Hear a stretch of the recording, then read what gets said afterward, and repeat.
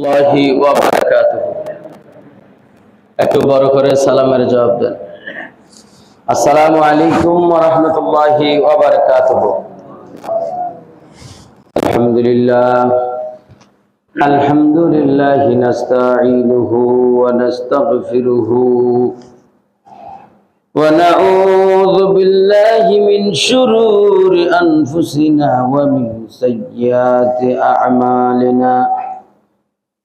من يهدي الله فلا مضل له ومن يضلله فلا هادي له ونشهد أن لا إله إلا الله وحده لا شريك له ونشهد أن سيدنا ونبينا ومولانا محمدا بسم الله الرحمن الرحيم.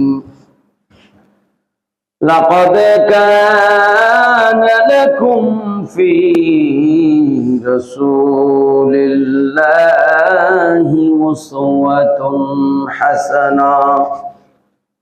صدق الله مولانا العظيم وصدق رسوله النبي الكريم. رب صل وسلم دائما عبد على حبيبه ছিলেন।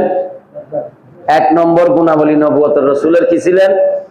লজ্জাশীল ছিলেন। আমরা তো আজকাল কথাবার্তা বলতে এমনি সাধারণ কথা বলতেছি, সেখানেও গালাগালি, ঠিক না? বন্ধু বন্ধুকে ডাকতেছে, সেখানেও গালি দিয়ে ডাকতেছে। কি বেহায়াপনা, কি নির্লজ্জতা! অথচ আমার নবুয়তের রাসূল কেমন হায়াপূর্ণ ছিলেন জানেন? নবুয়তের রাসূল সাল্লাল্লাহু আলাইহি ওয়াসাল্লাম যখন দুগ্ধ পানের জন্য মা হালিমাতুস সাদিয়া রাদিয়াল্লাহু তাআলা আনহার ঘরে গেলেন, মা হালিমাতুস সাদিয়ার ঘরে গেলেন, তখন মা হালিমাতুস সাদিয়া বর্ণনা করতেছেন, শিশু মুহাম্মদ যখন আমার ঘরে আসলো, আমার দুগ্ধ পান করার জন্য আসতো, যখন আমার ঘরে আমি উনার যখন দায়িত্ব নিলাম, তখন থেকে কোনদিন নবী মুহাম্মদ কোনদিন ক্ষুধার যন্ত্রণায় কাঁদে নাই।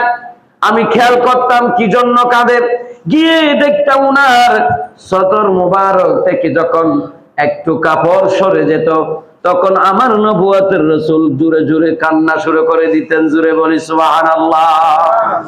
দেখেন, ছোট বাচ্চারা তো আজকাল মানে মায়ের দুধ না পেলে কান্না করে, কারণ না, কিন্তু আমার নবুয়তের রাসূল সম্পূর্ণ ভিন্ন। মা হালিমাতুস সাদিয়া বলেন, আমি ওই মুহাম্মদ তখন এই কান্নাকাটি করত, যখন ও উনার ওই শিশু মুহাম্মাদের সতর থেকে যখন কাপড় সরে যেত, তখন তিনি কান্নাকাটি করতেন। যখন আমি যখন গিয়ে ওই কাপড় যখন মুহাম্মাদের কান্না কমে যেত, কান্না বন্ধ হয়ে যেত। জোরে বলি সুবহানাল্লাহ। দেখেন, এজন্য আমার নবুয়তের রাসূল বলেছেন, আল হায়াতু শুবাতুম মিনাল ঈমান। ও আমার উম্মত, হায়া হচ্ছে ঈমানের ৭০টা শাখা প্রশাখা রয়েছে। এই ৭০টা শাখা প্রশাখার মধ্যে হায়া হচ্ছে একটি শাখা, যার মধ্যে হায়া নাই। আমি নবুয়তের রাসূল বলতেছি, তার মধ্যে ঈমানও নাই। জোরে বলি নাউযুবিল্লাহ। তাহলে হায়ার দরকার আছে কি নাই? আমাদের অনেক মুরব্বী, অনেক যুবক ভাইদেরকে দেখি যেখানে সেখানে প্রস্রাব করতে বসে যায়, যেখানে সেখানে কাপড় হাঁটুর উপরে তুলে ফেলে, অথচ হাঁটু পর্যন্ত আপনার সতর্ক। আপনি কাজ করতে গেছেন, সেখানে হাঁটুর কাপড় তুলে ফেললেন, যতক্ষণ কাজ করতেছেন অতক্ষণ গুনাহ হচ্ছে। আপনাকে দেখা দেখি আপনার ছেলে, আপনার বড় ছোট বড় সবাই কি করতেছে, ওই অভ্যাসে পরিণত হচ্ছে। আপনার ফ্যামিলির ছেলে আপনার থেকে সেটাই শিখবে যেটা আপনি করেন। ছোট বাচ্চারা আপনাকে অনুকরণ করবে আপনাকে দেখে। তা আপনার চলন বলন,